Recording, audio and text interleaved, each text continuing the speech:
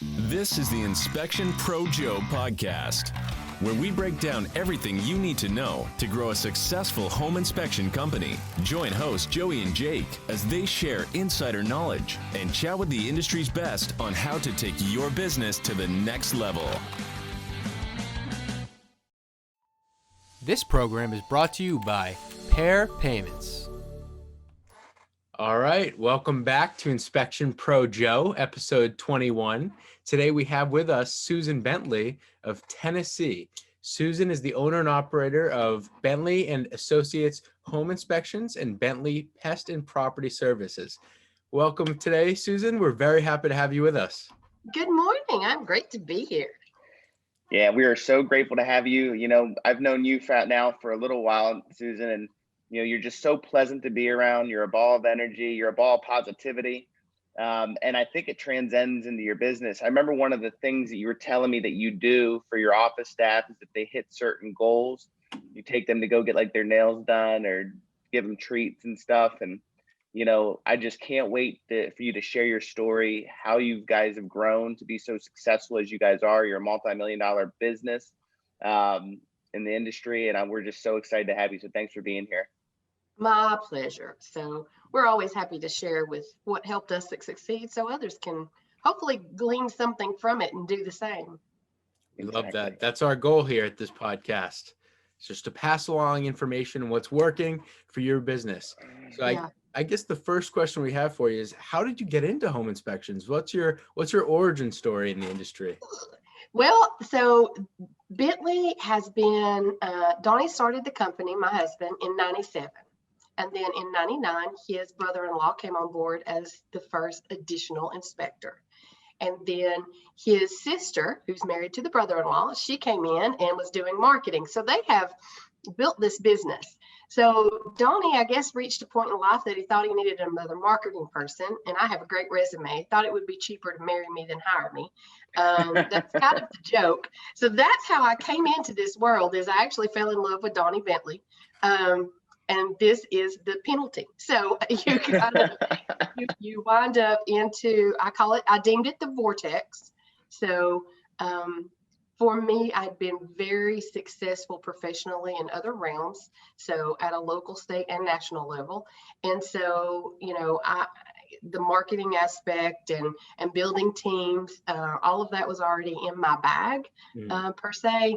So, but to be successful in a marriage with someone that is so vested in their company, you need to be part of that company.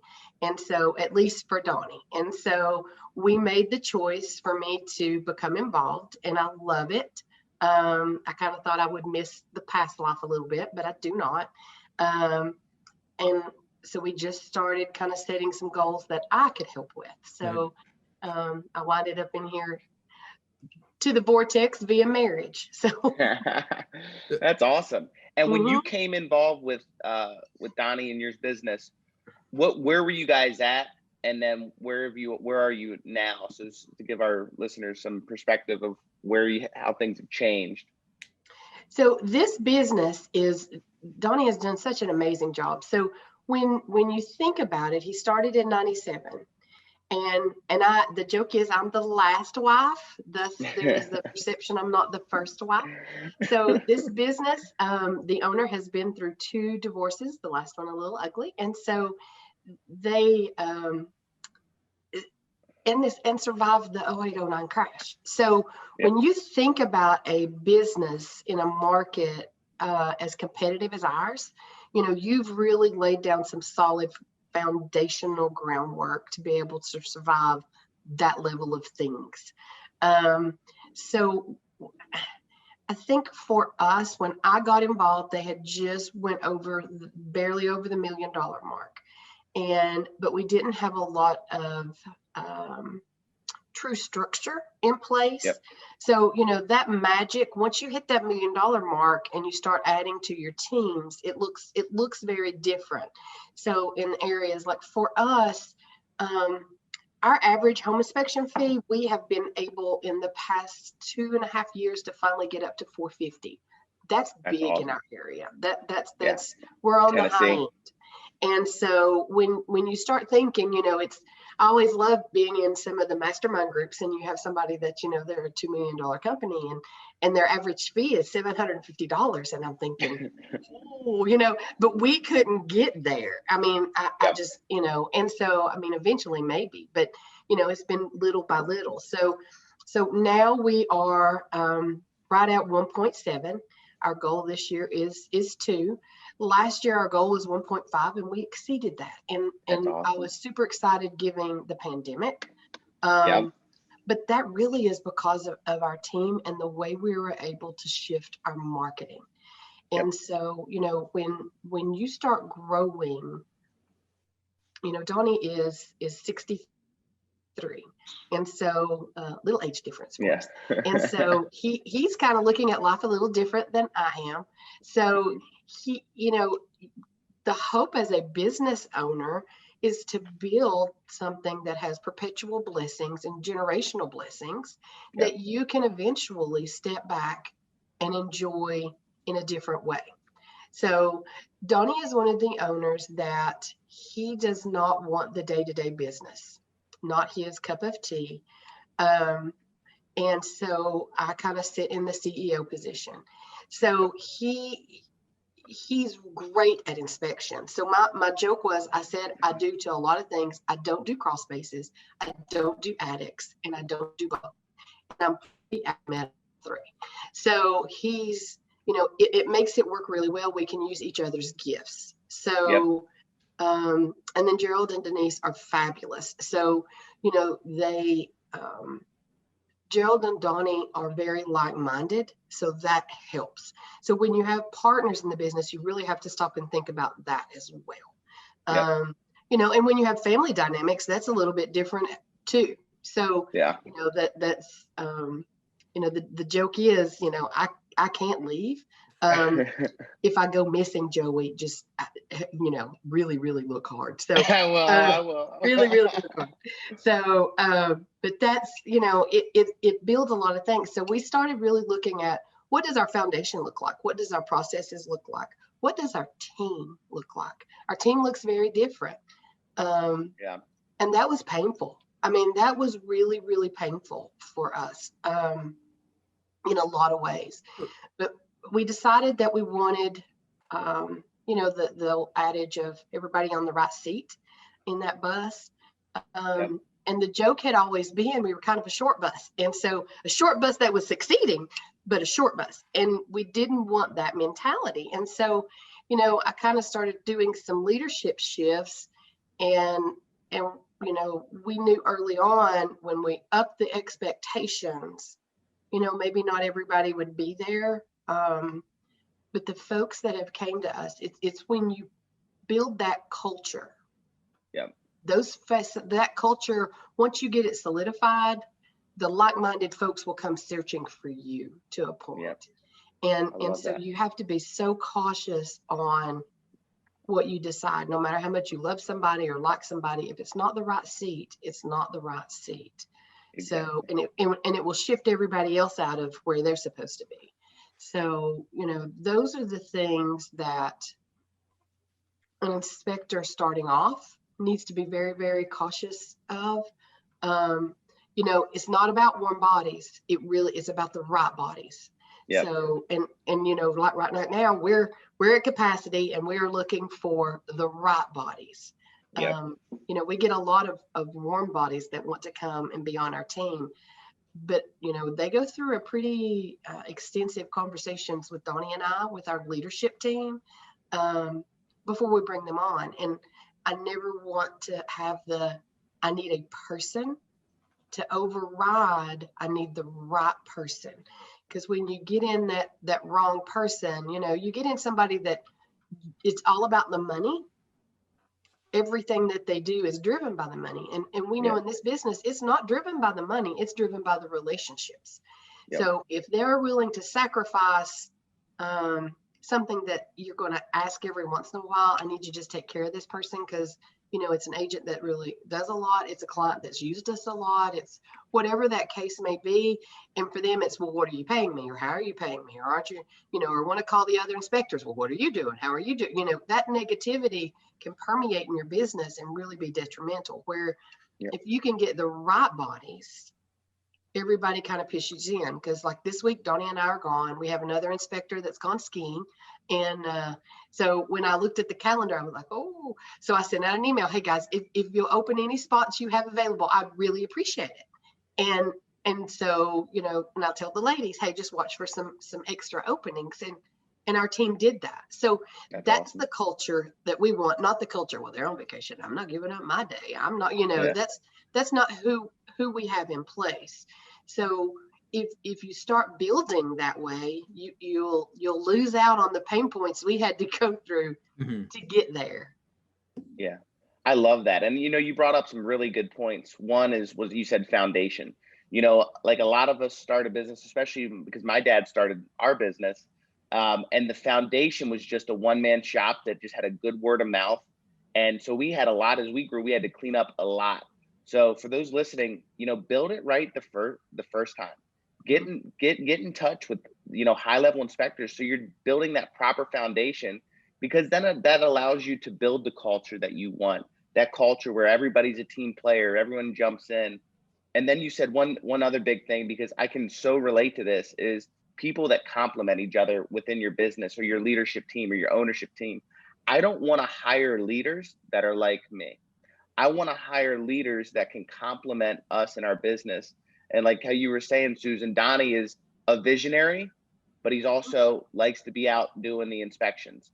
Same with my dad. He's not really the visionary, but he likes to be out doing the inspections, where I'm more like you in a way, Susan. I like to, I'm on top of the business. I'm working on the business, not in it, but I'm also the visionary as well.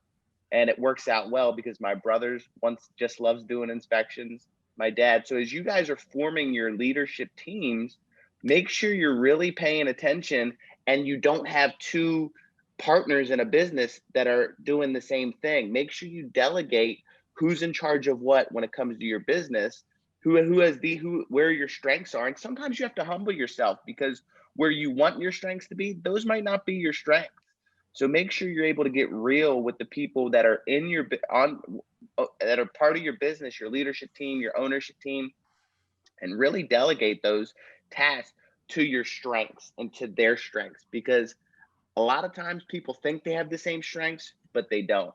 So I'm so happy that you brought that up, because those are very key. And like you said, now that the foundation's in place, now that we have people in the right spot, we're not looking for bodies, just warm bodies to fill. We're working for those right bodies.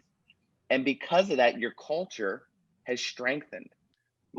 That's amazing. So now you can leave, and your business is going to run without you actually being there. I love that.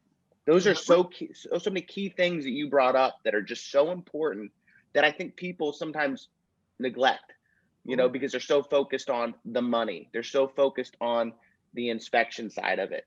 And it's so much more than that. I'm so happy that you brought that up. That's great.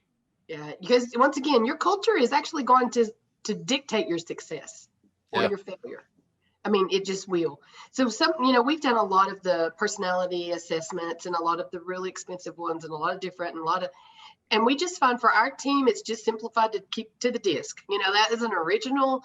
And because, Donnie is a very high D. I'm an I. And so that's who I am. But, we have two that are very high C's. And then I've got two that are very great S's. And so, you can't have, for an I, the high C kind of makes me nervous a little bit. The high D I can manage, the S's I love. So it kind of goes around that way. So whereas the high D can talk to the high C, but struggles with the two in the middle. So if you don't have your full alphabet soup there, you are missing something. So, that's the things that's easy to seek out and search out. And we're getting ready to really delve into that a little bit more with our team. One of our ladies is actually discertified. I'm working on that myself now. So, awesome. So we can start doing that, because it is that's one of those easies that not only if I know how to talk, Donnie is one, if he asks you a question, and you'll have to try this with him, Joey. So I know. he wants a yes or no answer. Okay. Yep. One, I am a female. And two, I'm an I. I don't do yes and no answers very well. And so, we struggle a little bit there. So you've got to know. So if the ladies are on the phone and they get somebody that they start recognizing as a D, they know to be very short, very Yep. here, not tart at all. Just, they're looking for very succinct answers. So if you get the I and you can have a little conversation on the side while you're pulling up, verifying things, you've got it. So the ladies are now learning how to identify to a point the person on the other end of the phone so we can speak their language. So Yep. for anyone who this is out of context for, I just want to put this in context. The Thank DISC you. assessment is one of the most famous personality tests in business management. And it separates, it generalizes most personalities into 4 categories: D, I, S, C. And look into it yourself. It is a great tool for categorizing people. If you do want to, base or the way you're going to interact with someone off of that, or a team, it is a great way to see if teams are going to flow or mesh well. But I think now we have to take a second to hear a word from our sponsor, Pair Payments, and then we'll be right back. The home inspection industry is highly competitive, and you need an edge to stay on top. You certainly can't afford to give profit away for no reason. But what if I told you credit card processors may be overcharging you and robbing you of profits you've worked hard to earn? It's time to put an end to being overcharged for payment processing. It's time to take back your profits. That's why we've put together a free report, How to Avoid Being Overcharged by Your Payment Processor. Head over to takebackyourprofits.com, download the report, and put an end to being overcharged for credit card processing. You've worked hard for your sales, and you deserve to keep it. What are you waiting for? Go to takebackyourprofits.com and download your report today. All right, we're back. So Susan, I had a question for you based on what you were saying about the great foundation you needed to set, and then the 2008 crisis you had mentioned after that. So how that got you through the crises. So now, obviously, we've had a little bit of a crisis this year. And so I'm wondering, not the foundation, I'm sure that had a huge help in, being successful this year, but how did your adaptability as well help you get through past crises and then this crisis? Because having a good foundation is important, but I'm sure you've also discovered that being adaptable is very important. So here's the thing. We are so fortunate. It goes back to how you build your team. So when we were, Tennessee, we were very fortunate. It took a minute. We had a little bit of but we were deemed essential. Mm-hmm. However, I couldn't have everybody in the office. So you're essential, but you got to go home. So we have a team that we have built that went, okay. And I didn't have to worry about, are they working? Are they answering the phones? Are they being, so they immediately were able to do a lot of that. And so that adaptability was huge, because really, I think for the outside world, they never knew that Bentley even missed a beat, where we were scurrying around it was crazy. So, That's awesome. Well, you think about it, because, we have an office, we have a true office staff. And so I had to figure out, what do I do? So we're very fortunate. We have one of our guys that everybody teases. He's kind of my favorite on the pest side, but he's my go-to. But he is very tech savvy. So I went, Alex, how hard is this going to be? I've got to get, 5 people remote. And I need it tomorrow. And so he was like, oh, we got this. So we didn't have it. He did. And everybody just pitched in and said, what do we need to do? And so then you could watch the team figure out, this is the easiest way for us to communicate. And this is how we're going to this. And this is how we're going to that. And so that adaptability and having, once again, the right bodies that I knew were doing what they needed to do was huge. Because at that point, everybody knows so much got added. Now you're having to talk about what's your COVID policy? How do you do this? What are your, and so, that added a lot into, especially the ladies on the front line. And they were able just like champs. So, and then my inspectors, their adaptability was amazing, because all of a sudden it was, okay, guess what? Now it's not booties, just booties. I need you to mask up. I need you to glove up. Do you have hand sanitizer? Do you have, I became Mama Duck, and it was crazy. And so, Donnie and I have a blended family, and I'm so blessed that he had 3 children, because I just had the one. So he, now all of a sudden I had 11 at that time, and I'm thinking, 11 boys, this is not what I signed on for. So, you're having to figure that out, but they all just totally did what we needed. And so, we had folks that were running out and making sure that we had gloves and mask and hand sanitizer. And what do you need? And how can I help you set up? And what do you need in your truck? And how do you, everybody just pitched in. So that adaptability was, and the ability to have the security that they were going to do what they needed to do and did, was huge. So even now in this crazy market, we had a realtor yesterday that posted he lost a deal because it was $67,000 over asking. Wow. So this is a market in our area that you've got folks that are coming in and they can buy a much bigger house for a lot less money than where they were from. They're wanting to come to our culture, and which is great, but they're able to drop. I'm hearing a lot of 25, 30, 40s, but that's the largest number I've heard so far. Yep. So with that level of a market, we know somewhere it's going to shift and adjust. Our team is already talking about what could that look like. Yeah. So I love that. Yeah. And with Donnie, I've picked his brain a lot. What did you do in the crash? What happened that helped you survive? And so one of the things that will help is those of us that have a little bit of size. It's just the measurements. If you're a little bit bigger, you can take a hit a little bit better. Mm-hmm. When you're the one man, the same level of hit comes a lot harder than when you are a 12 team, 12 person team. So, for those that are listening, start having those hard conversations. If this market shifts, what's my plan? Where can I decrease if I need to? Where can I, because if the market has a shift, and I think it will, I'm not trying to be gloom and doom at all. Donnie said, when the shift happened, he was actually of size that he was able to absorb the guys that just couldn't make it. So he grew. So that's the intent we're going in with, is when this market shifts, we're going to grow. And that. So, how do we need to set up to be successful at that? Yeah. I love that. That is so smart that you guys are already planning and having those conversations, because you have to. You can't think that things are just going to be all sunshine and roses. You have to be able to adapt. You touched on one thing too, when COVID hit and what you did with your team, you served them, and I think that goes a long way.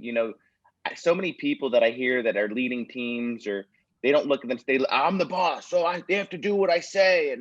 And that's really not a leader or a boss. I hate even use the word boss. Leaders serve the people that work for them. They say, how can I make your life better? How can I make your life easier? What can I do to help you? And I love that mindset, because you talked about it without saying that you were serving them, but you were.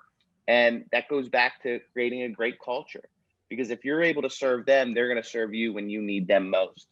And I just love that you touched on that. So I just wanted to resurface that, but I love that. I love your mindset, and I love what you guys do as a company, and how your ability to adapt is because you're already talking about what's going to be happening in the future, and I love that you're prepping your team for what's upcoming. And it may not be and I think when you prep them too, it's never going to be that bad as you make it seem, but at least you're prepping. So they're like, oh, that wasn't too bad. Yeah, we can manage this.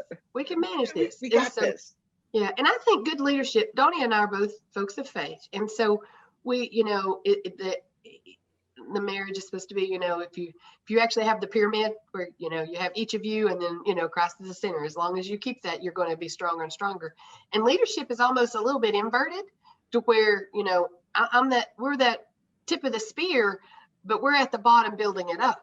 So, I need to make sure the up is good and secure, but it also goes back to I need them. I need them more than they need me. And I want that culture. And so that's some of how we do it. And they all know you don't work for us. You work with us. Amen. And your success is my success. Yeah. The same with the inspectors. I mean, it's if they're succeeding, you're succeeding. But if you put your success first, it just doesn't work. Yeah. I love that. So I love it. I thought we were going to get just a husband and wife home inspection team up here, but I'm very excited to hear that it sounds like it's a whole family. It started as a whole family affair, and you've grown that culture, and that's helped you set this foundation and adapt. And so now I'm wondering, we had talked about scaling and how we need to be ready to adapt so that we can use the opportunities to scale and grow. So other than the culture, what systems would you say that people need to focus on, whether it's software or practices, things that they're setting up now? What's really important for scaling other than culture? Policies and procedures. It needs to be in writing.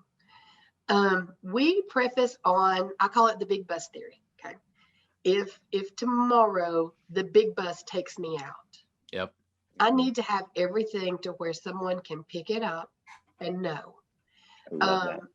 And you have to have that. And so never be afraid. We're working now on a lot of cross training, because I want, if somebody's out, it's everybody has their own seat in the bus, but I'm not going to seatbelt you in and lock you in. That's Exactly. not how we do it. If I want you to know what this person's seat looks like. So, and I always tell them, I need you to be looking for your replacement. Look for your replacement, and don't think of that as a negative, because if you can bring me your replacement, then I can figure out where you can move on up. Yeah. So there's always that. So there's, it's that policies and procedures, because if it's not in writing, they can't pull it out of your head. If something happens, if you have somebody that has something that happens, or you need to part ways for whatever reason, you've now put your whole team at a disadvantage because you didn't have it just freaking written down. Yeah. So those policies and procedures are huge. And get involved with a coaching group or some mentors, because we share a lot. So there's lots of things that I did not create the wheel. I've just gone on a forum and said, hey, who's got this? And so you tweak it and make it your own. So we're always happy to share this too, because sometimes it's just as important to hear what made us successful. Sometimes it's more important to hear what you don't want to do. This is what we tried, because success, as we all know, is just a whole lot of trial and learning.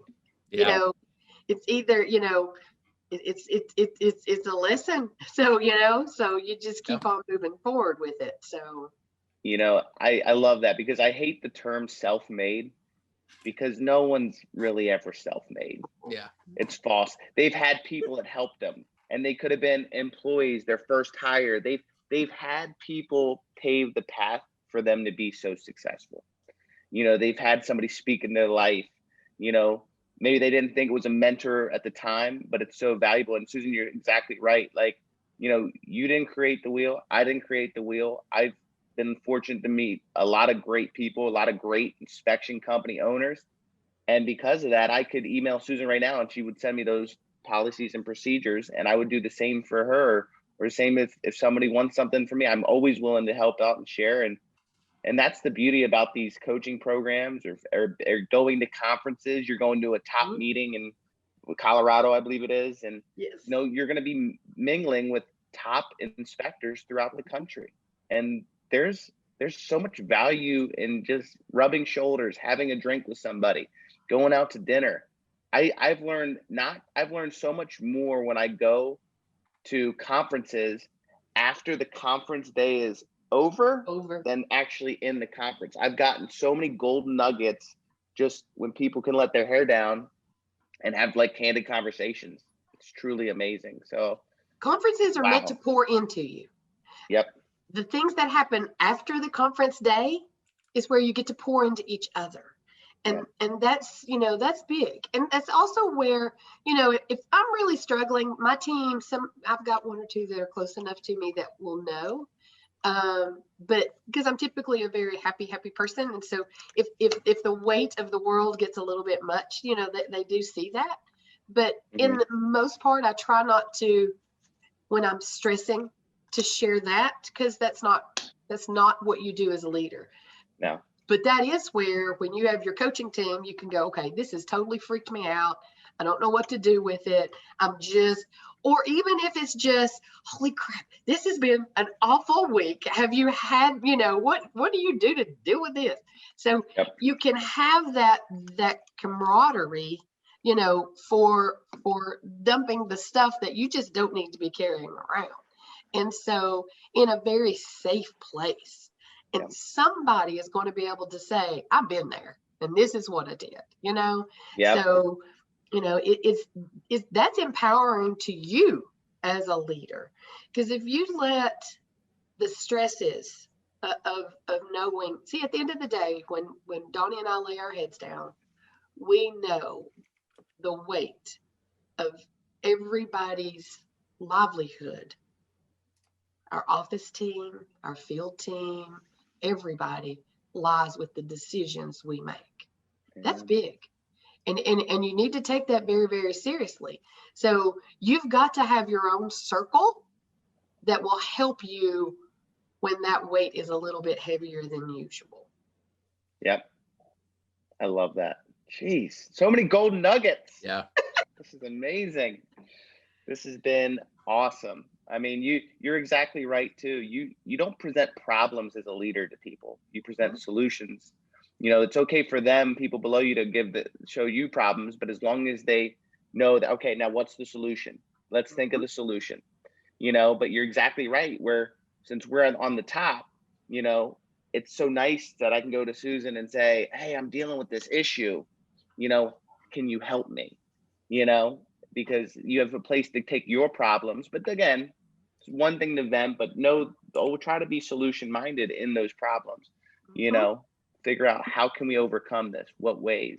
And it's so nice to have people like Susan that we can bounce ideas off of and share ideas and become stronger because of it. So that's amazing. I love this. It's been great. Yes. Yes. So if you have, because you've got some newer companies I know listening. If you don't have that circle just yet, pick up a book. Yeah. So Donnie, he will tell you, and he doesn't say it to a whole lot, but he totally owns it. He was truly brought up in very Appalachian circumstances. And when you think about how he was raised up and now, is the leader of a company this size and multiple companies. So it's crazy to think about that. But he will tell you, he picked up a book. He read anything he could lay his hands on. So as far as business, he actually has the Entree Leadership book that is the history of this company. And so every year he reads it and he writes in a different color. And his goals are in there and the failures are in there. And it is probably a prized possession as far as I'm concerned, is that book. So, figure that out. Listen. What you pay attention to will really help you. And so, even if you're traveling, find a great podcast, whether, like I say, whomever it is that speaks to you. We do a lot of John Maxwell. So, I love John Maxwell. So, figure that out and let those people that you may not have that personal link with feed into you as well. So that way you start building your mindset in a different format. Well, geez, you hit a nail on the head. Thank you so much, Susan, for those listeners, this is going to be an episode I'm sure you're going to listen to several times because there's just so many good, great takeaways. Sometimes you listen to something, you can't implement everything. So make sure that, wow, go back and listen to this. I can't wait to listen to this and start taking notes on what the stuff that we've talked about because it's just so valuable, and sometimes as a business owner, you tend to forget, and you get caught off guard. And that's why, personal growth is so huge, listening to things a couple times because we don't retain everything at once. So making sure that you're like Donnie does, he rereads that book every year and then writes down his goals and failures in a different color so he can go back and he's probably amazed sometimes when he looks back at maybe previous goals or previous years. He's like, oh my God, I can't believe I wrote that down. Or wow, I can't believe that. He puts names to it. He puts names to it. Wow. Especially somebody he's coaching. Nice. He puts names to it. That's awesome. Yeah. That's awesome. Well, we really appreciate you being here, Susan. Thank you so much for your time. I know you're busy and, just that you could pour into our listeners. It's greatly appreciated. And I'm sure they're going to find so much value in this episode. So thank you so much for being with us today. My pleasure. Yep. Thank you very much to Susan. Thank you very much to our listeners. And thank you very much for our sponsor, Pair Payments. We will see you guys next week. And hopefully we will get Susan back on at some point. We'd love to have you on again. My pleasure. I'll bring Donnie next time. All right. Yes. We'd love to have him. Awesome. Thank you. We'll see you next week. Thank you, guys. Thanks for listening to the Inspection Pro Joe podcast. If you haven't subscribed, go ahead and smash that subscribe button. And don't forget to hit the bell so you won't miss our next episode. This episode was produced by Jake Aronson. This has been a Pair Payments production.